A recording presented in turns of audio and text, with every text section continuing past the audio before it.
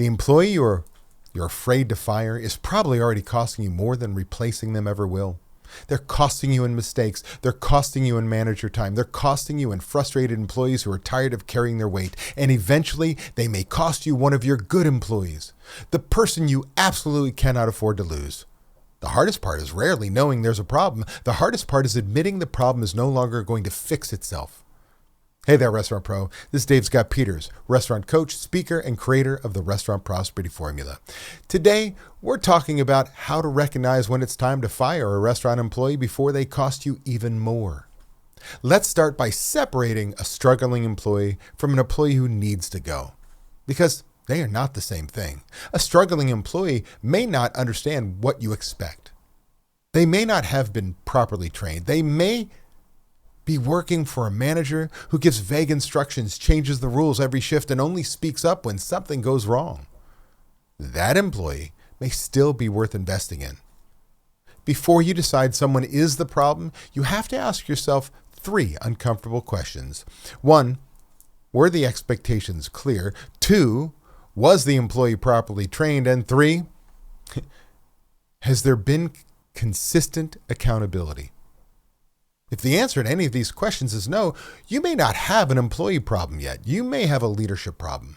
You cannot hold someone accountable for a standard you never clearly communicated. You cannot expect someone to perform a task they were never properly trained to do. And you cannot ignore the behavior for 3 months, suddenly explode, and call that accountability. That's not accountability. That is delayed frustration.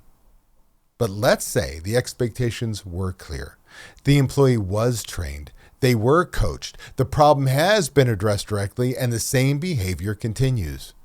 Now you have a different situation. One of the clearest signs it's time to let someone go is when they are capable of meeting the standard but repeatedly choose not to do it. That distinction matters. They are not confused. They are not lacking information. They know what they're supposed to do. They simply do not believe they have to do it. Maybe they complete the opening checklist when the owner's there, but skip half of it when nobody's watching. Maybe they follow portion controls for a few days after being corrected and then go right back to overportioning. Maybe they are always late, but only 6 minutes or 7 minutes. So every individual incident feels too small to confront. Maybe they speak disrespectfully to a manager, roll their eyes during coaching, or openly complain about the systems they're expected to follow. Each incident may look minor by itself, but taken together, those behaviors send a very clear message. They know the standard. They are testing whether you'll protect it. Culture is what you allow. The employee watches what happens after the conversation. Your managers watch. Your best employees watch. If nothing changes, everyone learns the same lesson. The standard is optional.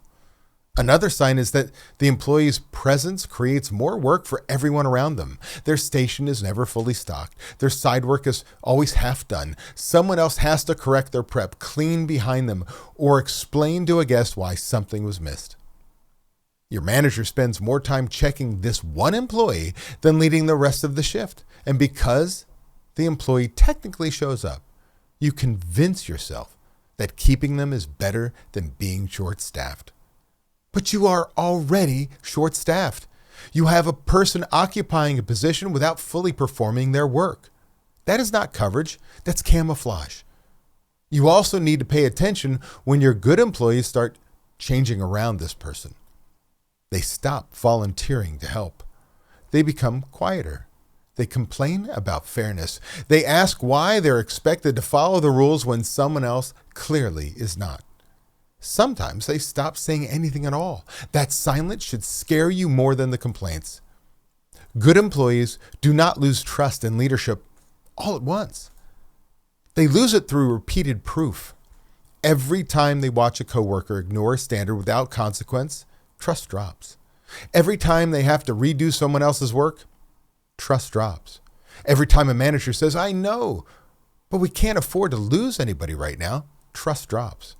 Eventually, your good employees stop bringing you the truth because they no longer believe you'll do anything with it. Then one day, They give notice, and you say, I had no idea they were unhappy. Yes, you did. The restaurant had been telling you for months. Another major warning sign is defensiveness without ownership. When you coach a productive employee who made a mistake, you usually see some form of ownership. They may be embarrassed. They may explain what happened, but somewhere in that conversation, they accept their role and start thinking about how to prevent it from happening again. The employee who needs to go has an excuse for everything. The schedule was wrong. The kitchen was busy. The other server did it too. The manager has it out for them. Nobody told them, even though you know they were trained. They are never responsible, but somehow they are always standing in the middle of the problem. You cannot coach someone who refuses to own their behavior. You can clarify expectations, you can retrain, you can provide tools, you can give feedback, but you cannot force someone to care. There's also a point where repeated coaching becomes rescuing. You have to have the same conversation. They improve for 3 shifts. Then the behavior returns. You coach them again. They apologize. They promise it'll be different. 2 weeks later, you're back on them for this in the same place. At some point, you have to stop judging the employee by the promise they make in that meeting and start judging them by the pattern they demonstrate on the floor. Hope is not a strategy. Set a clear expectation. Identify the behavior that must change. Explain what success looks like. Give them a reasonable and specific timeline. Then inspect what you expect. Don't say, I need you to, have a better attitude. That is vague and nearly impossible to measure. Say, you are expected to arrive ready for work by 3 o'clock. Complete the opening checklist before service and speak respectfully to your manager when receiving feedback. Those are observable behaviors. Then explain what happens if the behavior doesn't change. Not as a threat, as clarity. The employee deserves to know where they stand, and you deserve to stop living in leadership limbo. When the timeline ends, make the decision based on the employee's behavior, not your fear of filling the schedule. That is where many restaurant pros get stuck. They think, maybe I should give them one more chance. But honestly, is it really one more chance? Or is it chance number 6 wearing a fake mustache?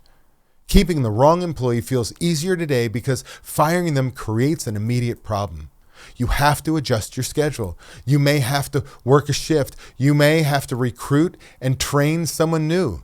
That is painful. But keeping them creates a larger problem that spreads across your restaurant. Standards fall. Managers lose authority. Good employees become resentful. Guests' experience is inconsistent.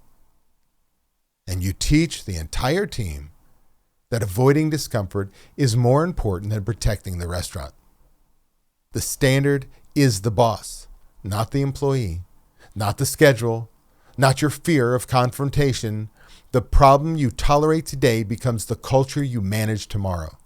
So before you fire someone, make sure you did your job. Clear expectations, proper training, consistent accountability. Give them a fair opportunity to succeed.